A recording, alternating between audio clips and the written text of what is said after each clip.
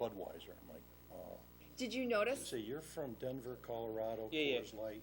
Coors is all over the Budweiser. place. Something's not right here. A lot of people like And then he comes, well, he's part owner of 2 Budweiser breweries. Oh, yeah.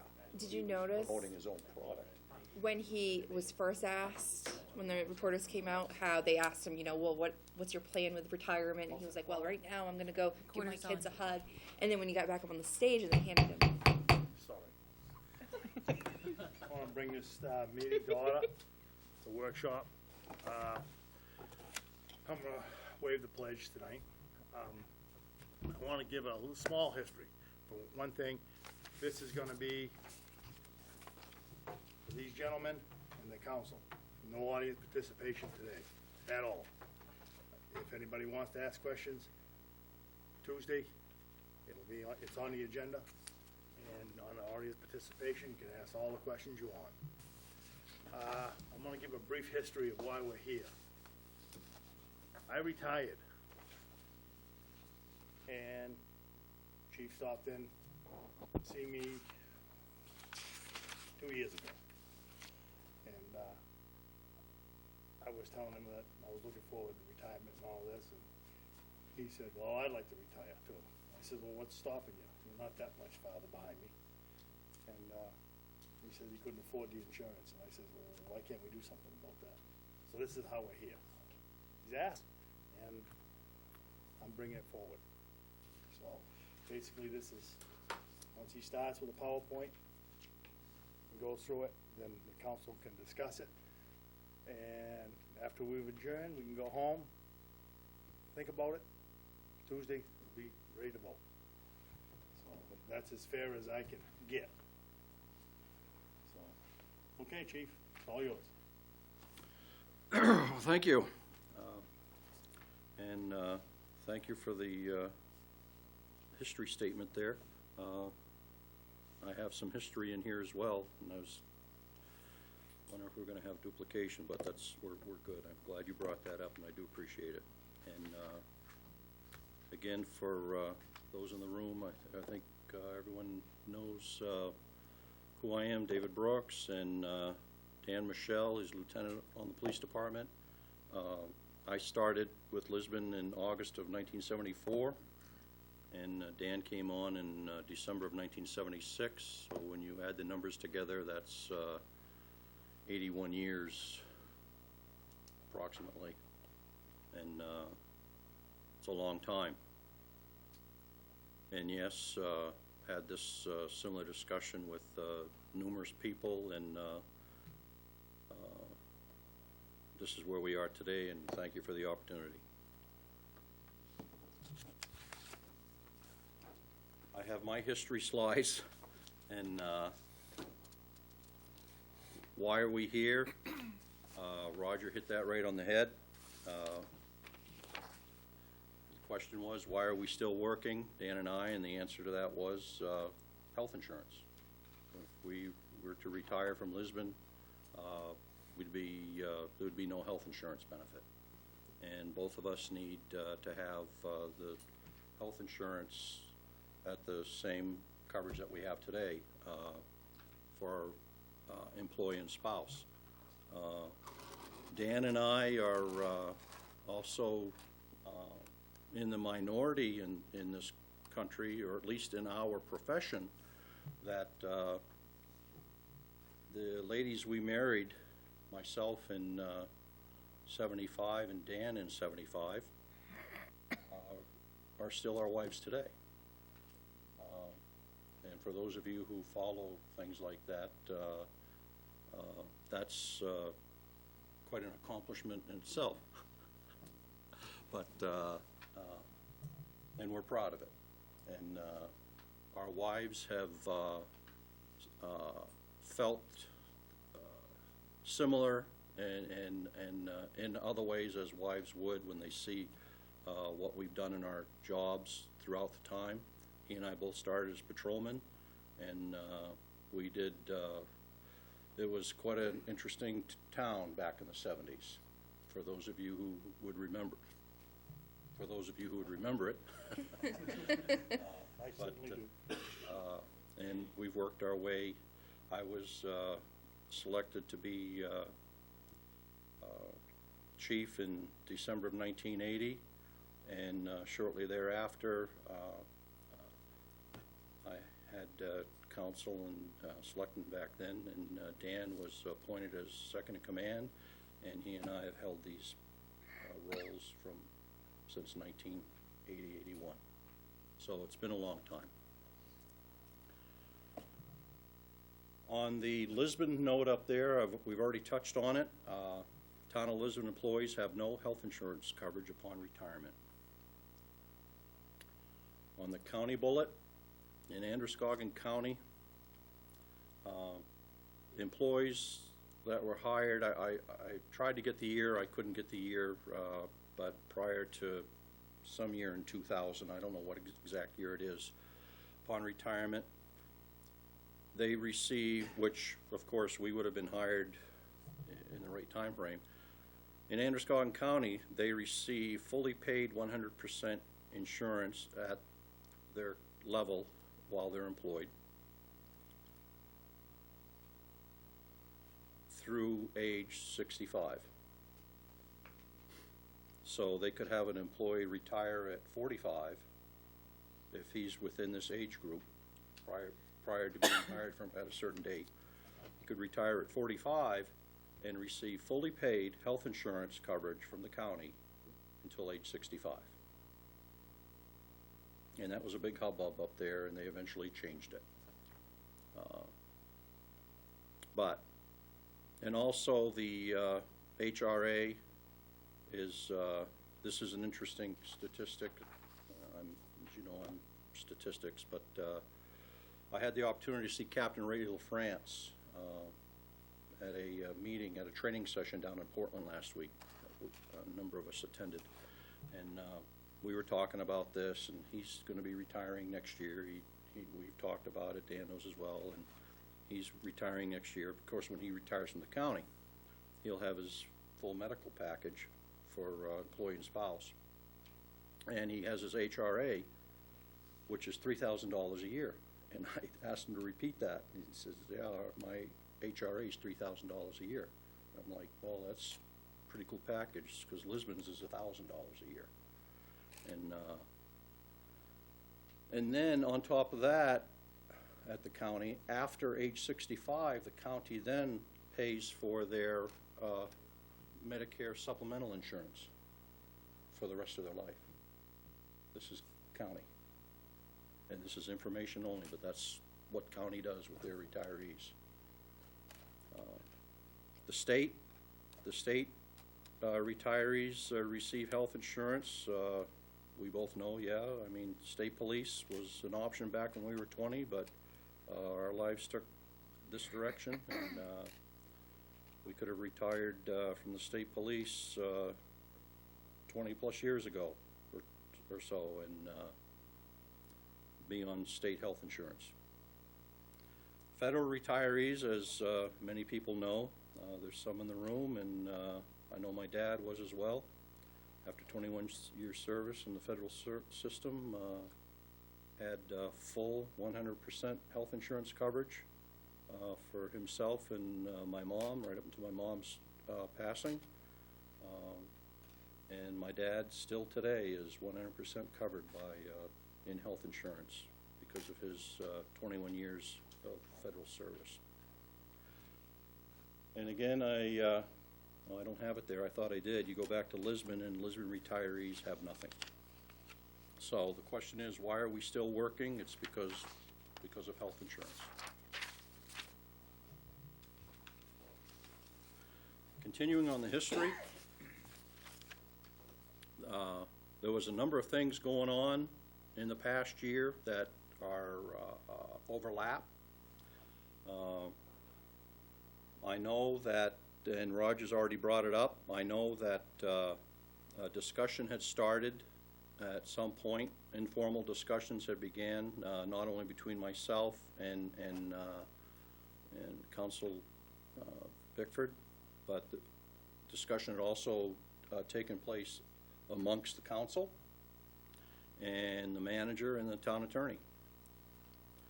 And at some point last summer, I know that there was discussion that the manager had with the council regarding an idea on realignment of the chief's positions into a director's position, which was the beginning of this 2-for-1 concept, because it was 2-for-1 terminology that we would be using from day forward.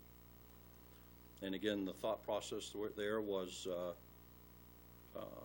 I was going to be retiring, and that whatever was going to happen within administration, there would be a different position brought in. But I wasn't going to be here, so that was what that was. For me, that's hearsay because I wasn't present during those discussions, but being informed by multiple sources, there's no doubt that it's credible that there was discussion at that level at some point in time last year. And at the same time, as I said, things are overlapping here. At the same time, the council had contracted with the Tideview Group to do a staffing assessment. And on June 30th, the assessment report was presented to the council, and a number of recommendations were encouraged in the conclusion on that assessment. That included that the current staffing levels in the patrol division needed to be maintained, or should be maintained, and that the reduction in the reserve officer patrol time should be reinstated.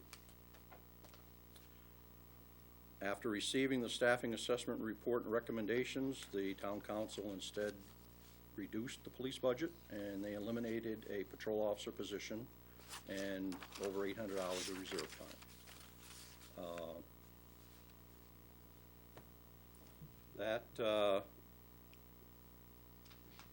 We had hoped that wasn't going to happen because, again, there was other preliminary discussions that hadn't become official discussions yet on the 2-for-1. In other words, instead of making the savings at the patrol position where the officers are out on the road, the savings could be directed and addressed at the administrative level. Unfortunately, at that time, the council made the decision that they did. That's my opinion, unfortunately. And again, during the same time period, as I said, all of these pieces were overlapping. And after I had heard about the 2-for-1, and we knew there was real hard discussion on reducing the police budget by in excess of $100,000, working with Dan, we put together the 2-for-1, our version of the 2-for-1 proposal, which was that if he and I could retire at age 62, and for both of us, that's this fiscal year. He's older than I am, but anyway.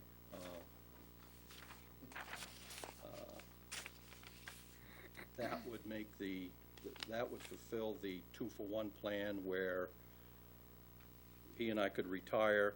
However, we wouldn't fill the lieutenant. You wouldn't fill the lieutenant's position, and you would have still had your patrol coverage that we had prior to the cut.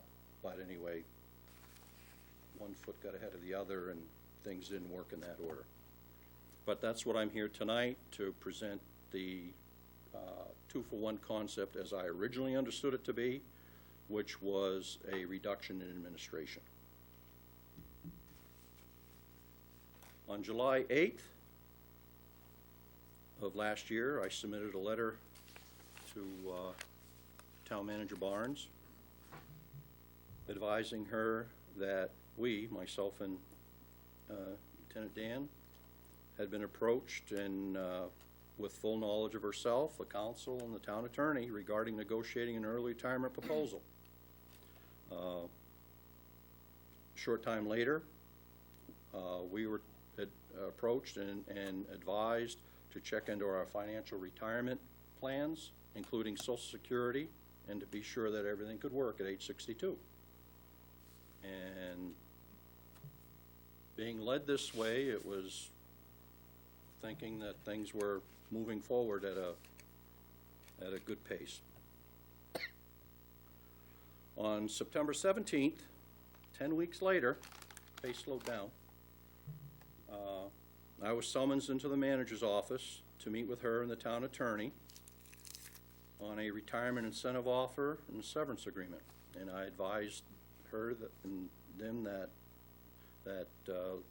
Lieutenant Dan could not attend that meeting due to family medical needs, and it was decided to move forward at that time anyway.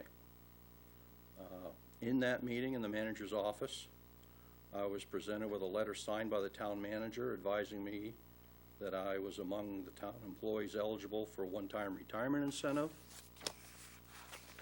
A letter. I received a copy of the Town of Lisbon Retirement Incentive Notice to Employees, which included the OWBPA, which is Older Workers Benefit Protection Act, information disclosure.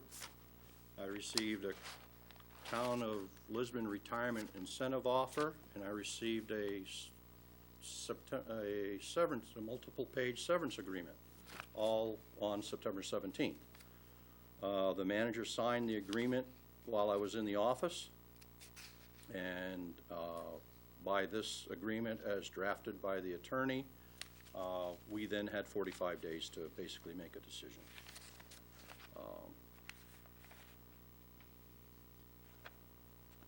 I don't know, I doubt, I shouldn't say, I don't know if all of the entire council has a copy of the severance agreement. I don't know. I know 4 probably do, but the new 3 probably don't. So that's really neither here nor there right now, because in a public format, page 3, paragraph 1 of the severance agreement, you understand and agree that the provisions of this agreement are strictly confidential, and you shall not disclose the terms of this agreement either directly or indirectly in any manner whatsoever to any person not a party to this agreement. So, in other words, the agreement is confidential, and we can't talk about it in a public setting. That's terms of that, so I just don't want to, when we get into a discussion, I don't want to have any questions come out as far as what was into all that, because I can't talk about it. Okay.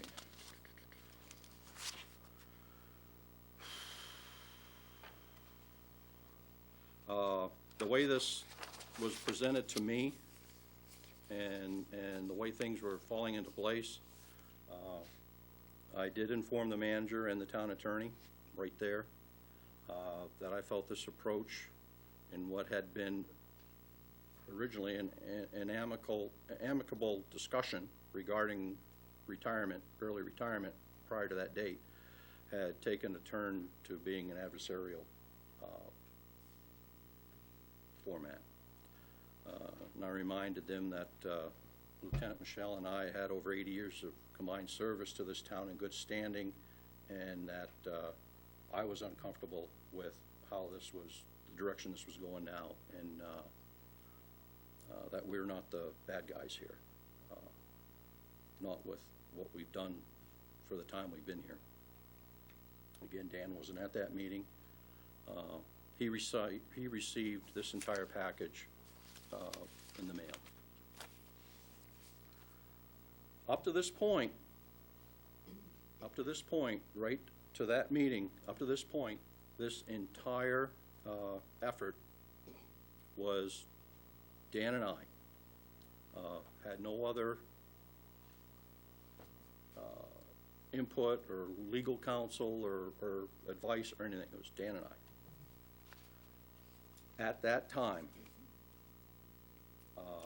we agreed that we had to hire an attorney to oversee the efforts that we had done to date and to protect our interests in what we now perceive to be an us v. them scenario, which is far from what we had ever expected or thought was going to happen. On October 1st, 2 weeks later, I received a communications from Manager Barnes, informing me that the town council had requested to meet with us at their meeting on October 6th. The purpose of this meeting was to allow for this presentation. October 6th comes around, and that was a very long meeting. That meeting started at 7 o'clock, and the biggest part of that meeting, that was the dispatch consolidation meeting. That was your roof repair meeting. You had a ton of stuff on the agenda that night. And as the meeting progressed, Dan and I left that room, advised you or Dylan or both that we were just going to be down the hall, and it was when you were ready for us, we'd be there and we'd be back. So you could summons us back. Meeting started at 7. So just before 10 p.m., almost 3 hours into that whole meeting, Council Chairman Pesky enters the training room where LT and I were waiting, the room that the planning board's using tonight, and informed us that the council would not be meeting with us. They had been advised by the attorney that the meeting had to be public. Yet we had been informed the previous week to be in attendance. We attended the meeting, and then 3 hours later, we're told can't have the meeting. I know the counselors who came down to see us, Pesky, Garrison, clearly got the message that we felt that that action simply reinforced the us versus them mentality that the town had developed on this whole issue.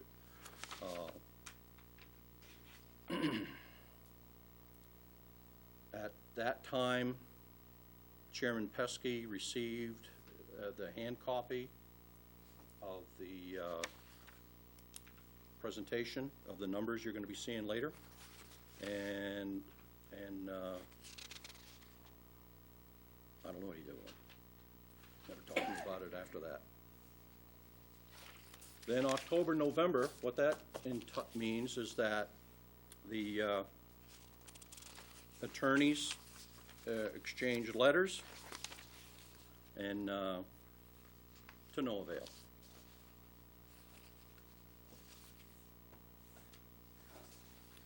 That was October, November timeframe. Now we go to January 5th, 2016. 3 months have passed since that last October 6th debacle. 3 months, and we never got any official, we got nothing. And so at that meeting on the January 5th, I approached council and asked to have a meeting again with Dan and I to discuss the town's retirement incentive severance agreement and the budget numbers. And February 11th is today, and this is where we are.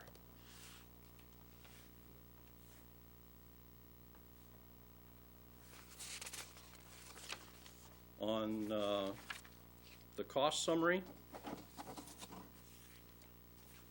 all costs, This one, the blue chief, yeah, we'll be getting, yeah. that yeah. the one? The Okay. first one is the blue one, yeah. Thank you.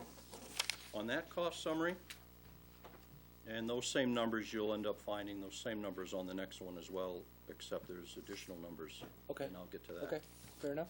But on that cost summary, all costs begin at current fiscal year 16 level. For the exercise on year projected out, all wages are increased at 2% to have a constant figure. Medical insurance was increased at the 8.2%, which was the increase that we experienced this year. Originally, I had used a 5.5% number, which finance director, prior to knowing we had an 8.2% increase, we thought we were going to be in a 5.5% realm because that was the historical average over a period of time for health insurance, and that's what we thought could be used, but unfortunately, it didn't work out that way.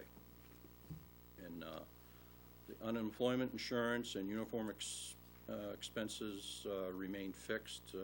Again, you'll see them all there. On this cost summary,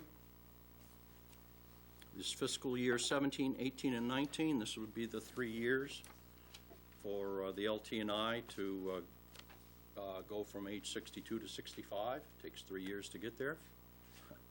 And again, the 2-for-1 plan was that the LT's position would be eliminated out of the budget, and my position would be filled, but filled in a capacity to be determined by you folks at a later date. I don't know if it would be another police chief or if it would be another type of administrative position, but my position would be filled. So these numbers you see here, the wage number would be the LT's wage across those fiscal years. The overtime number, that overtime by the note below is based on current overtime that he's at. Well, it was at the 22-week period when this was written out.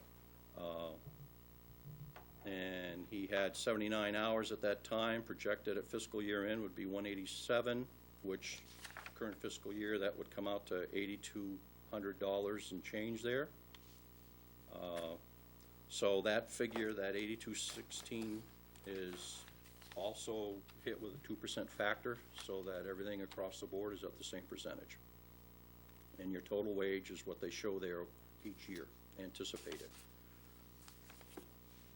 And then his FICA, his Medicare, the workers' comp insurance, the Maine State retirement, the federal unemployment, the state unemployment, and uniforms.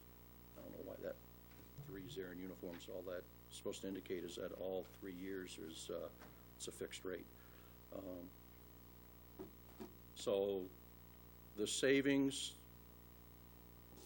in these numbers with the projections and the anticipated costs over the time would be those bottom line numbers that you see there. But then you have to take those numbers, which will be the next printout you'll see, and but let me explain how I figured out insurance.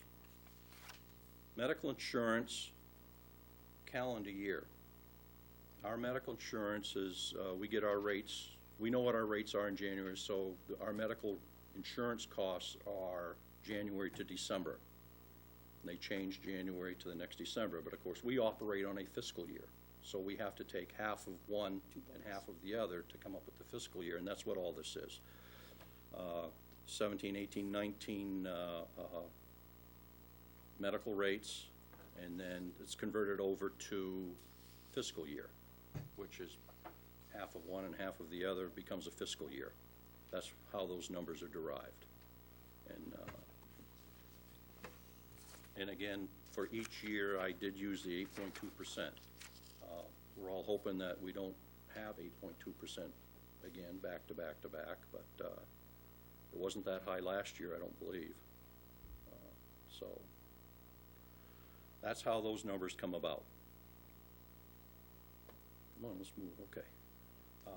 Again, this is all that slide explains.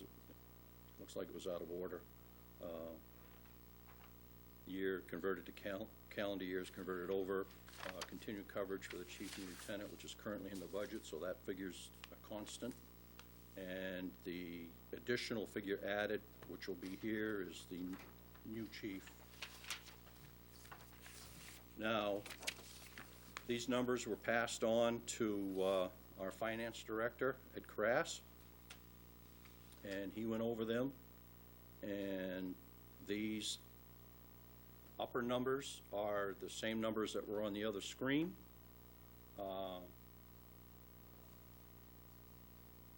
What's added are the lower numbers, which takes away from the savings because we're going to bring the chief back.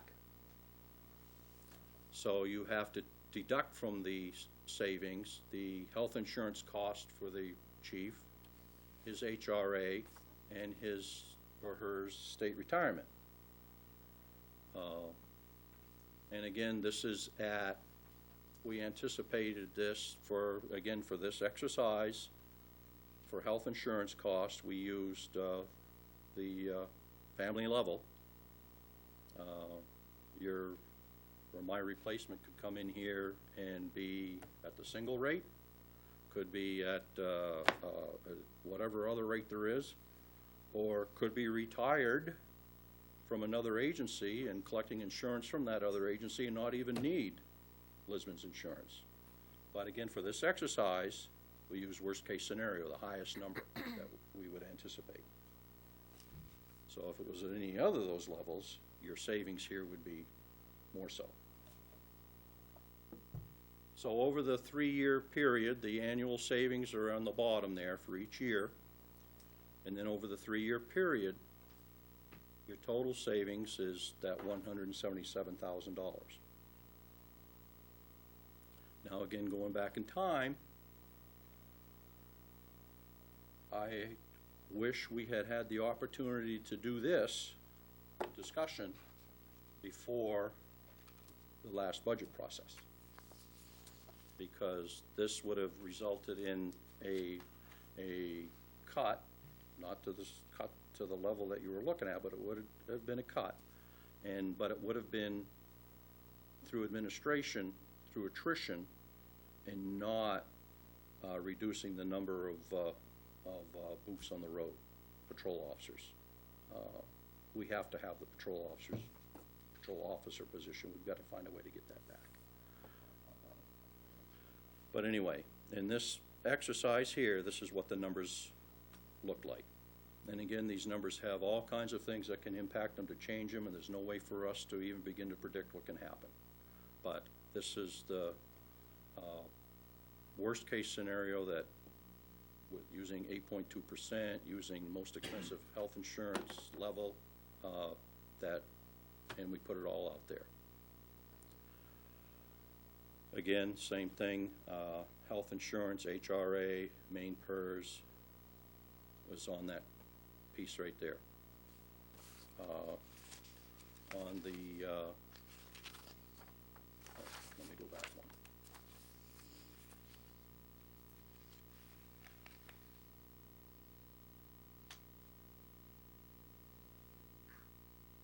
On this, what's not over here, Ed had put that on his, and I looked at it, and I was only focusing on the 3 years, and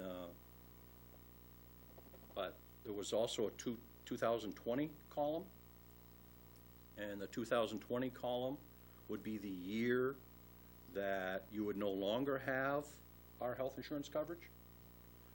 And the 2020 column alone, the savings alone in that 1 year would have been $105,803, because you take the annual savings, which is the next to bottom line on this tab here.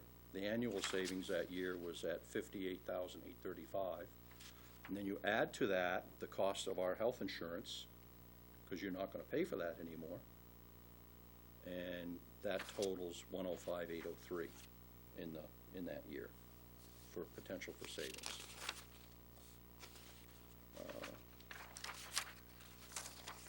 That was the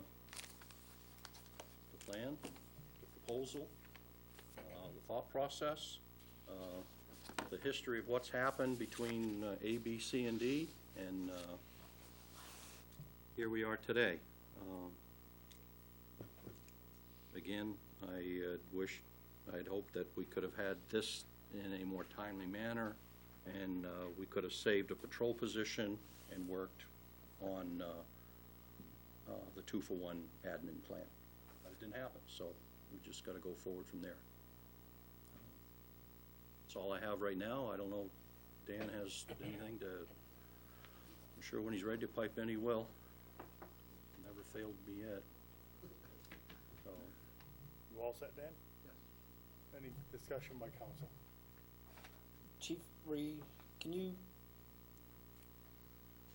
just rehash the difference between the 105 and the 59.2 that you were mentioning associated with that? Because I was checking something else out, just so trying to follow along, because we don't have the back history, so I missed that point. Where did the 105 come from again? okay. Potentials? Yeah. I just want to get an I wish understanding. I'd kept it on here, but there's another year, 2020. Okay, There's a 2020 year.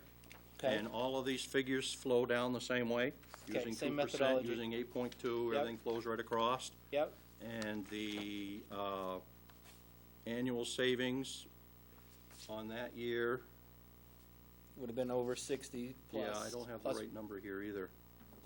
And I don't have that sheet either. But anyway, the total savings is going to be in excess of 105,000 because we're no longer going to be paying for health insurance for the lieutenant and I. Okay, so that's what it is. Thank you. Yeah. It's a full savings, what you basically said, because you would both be receiving the insurance at 65. Yeah. I got you. Thank you. Anybody else? Again, just as a general question, one of your points that you made, Chief, was a severance offer that you got from the town because you guys were of that category. Is there anybody else in that category, or were you the only two that this was extended to at all? We're the only two. The only two? Okay, so there's nobody else in that, that's, okay. There was one other person. But it's He not, did not want to do it at all. He was No. adamant. In the terms that we had in the severance, Right. they were the only two. Yeah, There was not a third yeah. person, It could have been, but there was not. not in the way that, Yeah. the way that it's dressed here, so it's, Yeah. it was geared to the 35 years of service, so there was only two eligible. okay, okay. That's, I just didn't wanna open up that can of worms there too, if there was another party that wasn't sitting in here.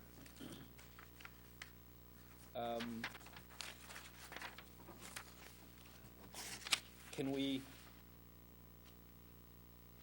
Ed had mentioned that there was a difference associated with what this analysis and the other. Can I just ask for Yes. what that would be, just to get an understanding here? I think did you make copies, Ed? I did. While he's doing that, one quick question for the chief. Where you're gonna be, we're eliminating, actually one off, because we're gonna be one, we're gonna be one short.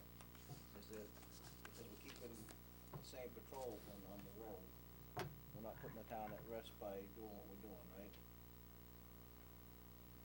Run that by me again. We're gonna be short one officer, right? We're gonna be. Okay, again, this proposal, we had hoped was gonna come forward before Right, I understood you had that. done what you did this past year, okay? My hope is that once you see these figures and you see the numbers, that you redirect this money to get that patrol back that you cut last year. I'm talking about the safety of the town, doing like what you're saying, town will be just as safe as it has been and everything will run smooth and. If you keep, if you keep the department at the level that it was at, with 14 full-time people, you're in good shape. I think that's what you were asking me. Yeah. Okay. But at the level that it's at now, Chief, you would be down even one more full-time position. Well, at the level we're at now, in the upcoming budget process, we'll be looking to reinstate that one patrol position that was cut last year. Which is your position associated with that? Well, because- Right. the- No, the point that I'm making is, the cuts are there. If this goes forward, associated with that, there'll be one more full-time position cut out even Right. further. If you continue in this Path, path, you're, exactly. But okay. it's, you know, my hope that we get that patrol position back. Okay. No, I got that, that was a good Right, point. the saving is coming from, cutting from administration, Right, from the top.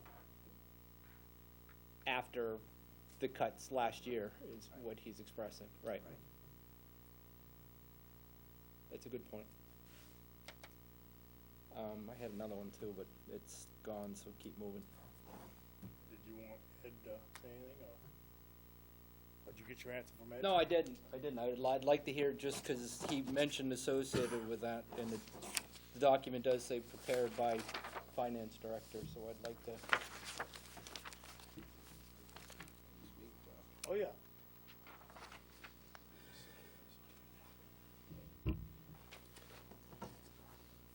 I knew that chair would come in handy. Yeah.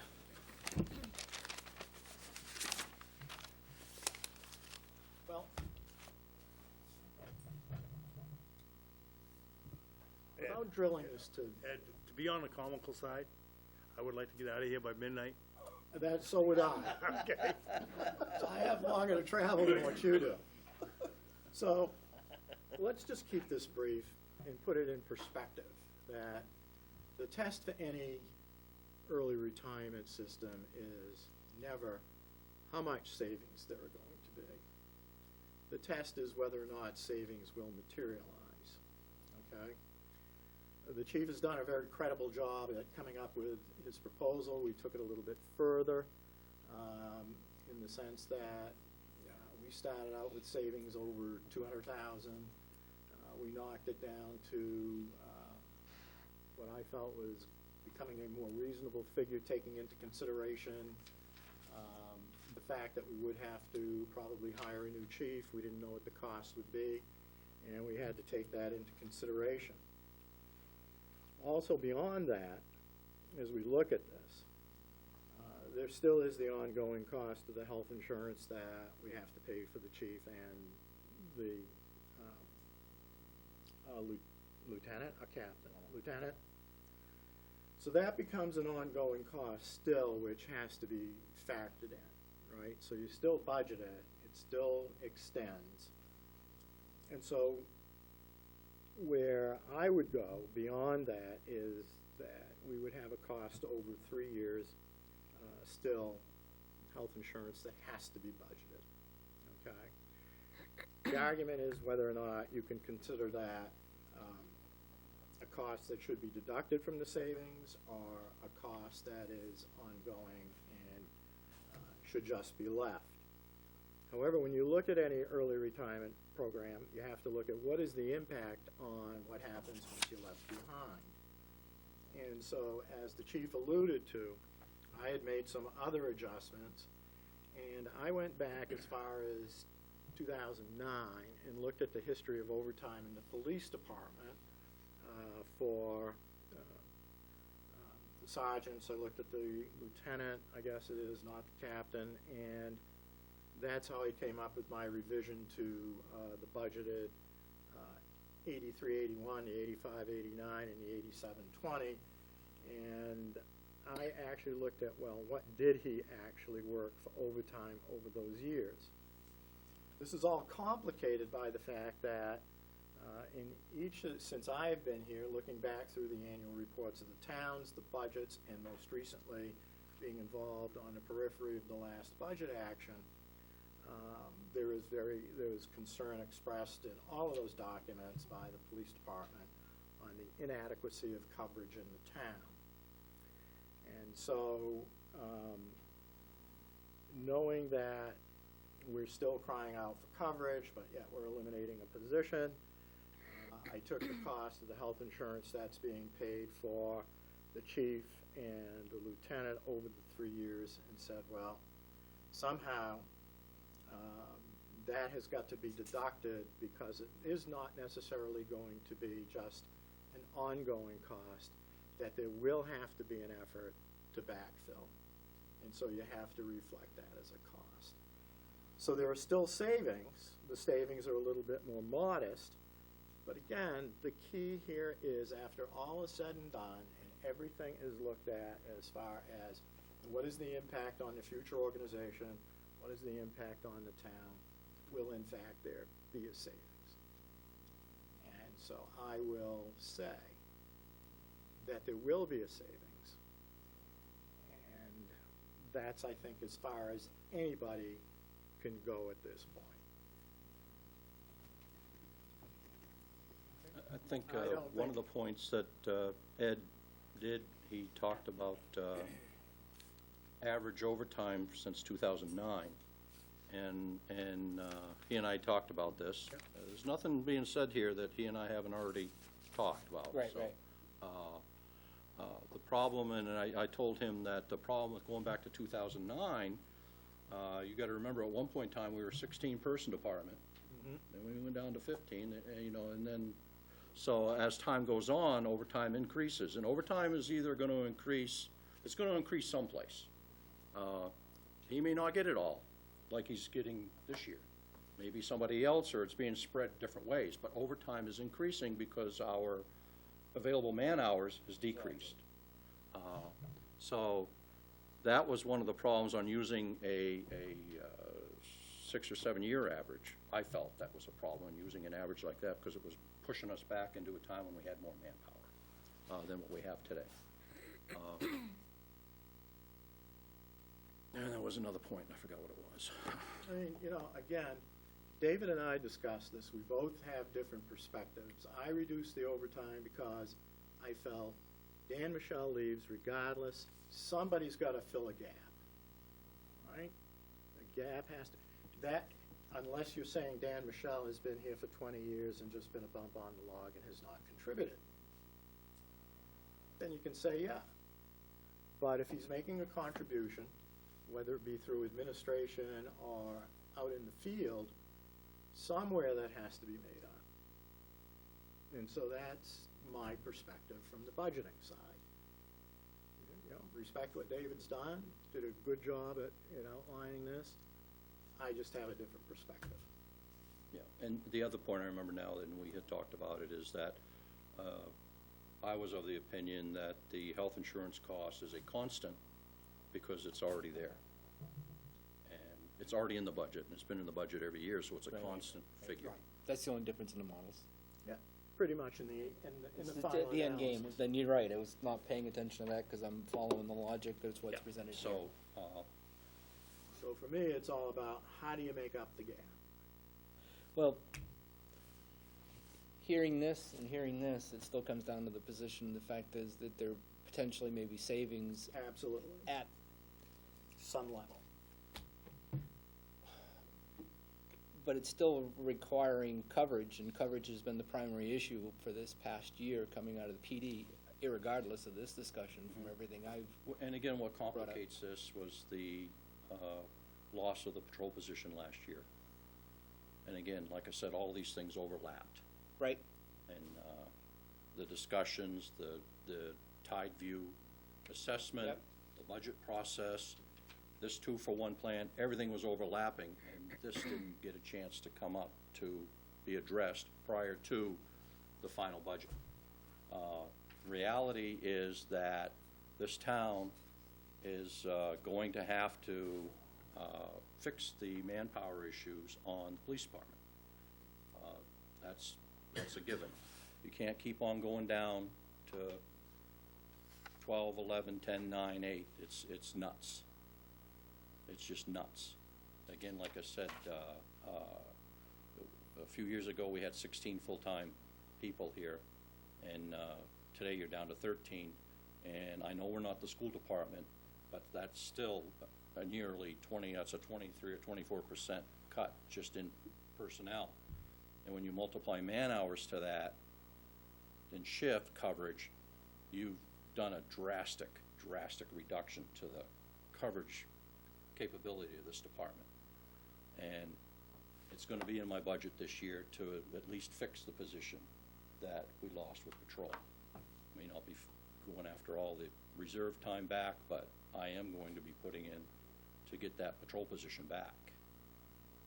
Because we gotta have the, well, I've said it enough already. Again, you're presenting a budget that's actually gonna go back up to 13. 14. 14. I had the numbers wrong. I was listening. And where I was going with that, both of the perspectives, I get the difference between the two. In hearing everything associated with this year's for coverage, at the budget level that's currently at right now, if that 14th position is still not reinstated, we're still gonna be having the same coverage issue next year, so we may not actually have realized savings if we're actually gonna have to pay for additional overtime to be able to fill that vacancy. That's, I believe, where Eric's question was coming from. The way I look at it, the savings, if it is, whatever is done with it, 'cause we have no authority to do anything with it.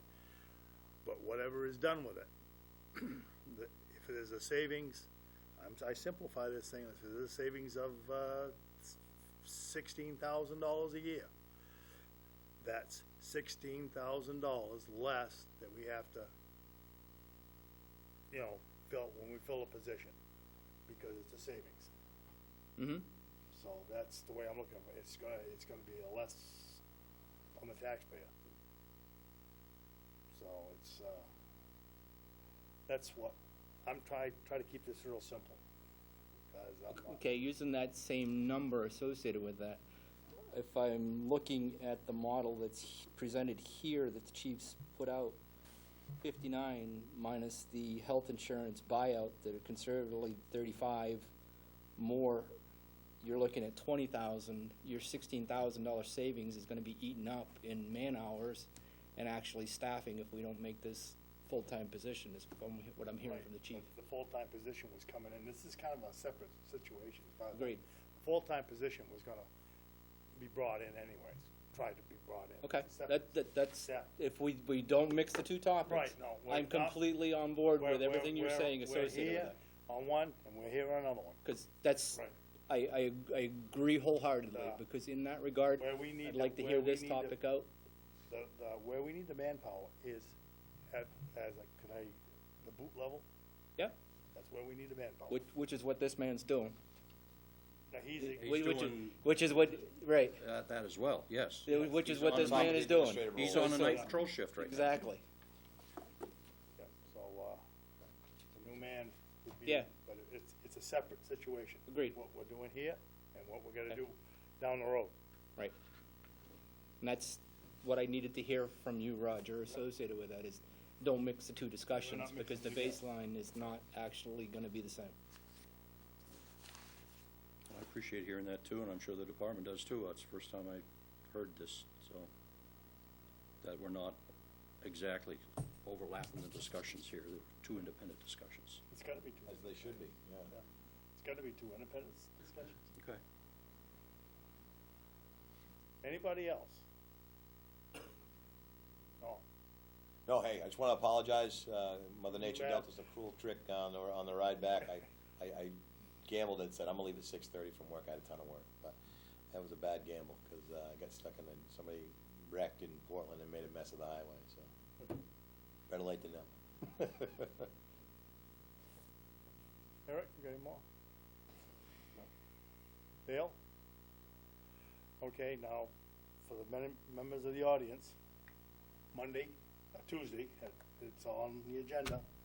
If you have any questions, answers, or whatever, please come forward. You're very welcome. And that way, we can discuss it then, and then we'll go from there. Well, we thank you for the opportunity to make the presentation. Thank you. Thank you. I guess I need a motion to adjourn, or do I? I'll make a motion to adjourn. All in favor? We're past 7-0. Thank you, sir. That was not They're always tough when you do that. Come on, my word. All this paperwork. Then what happens is, you say, you're never gonna fill that position. I have got all my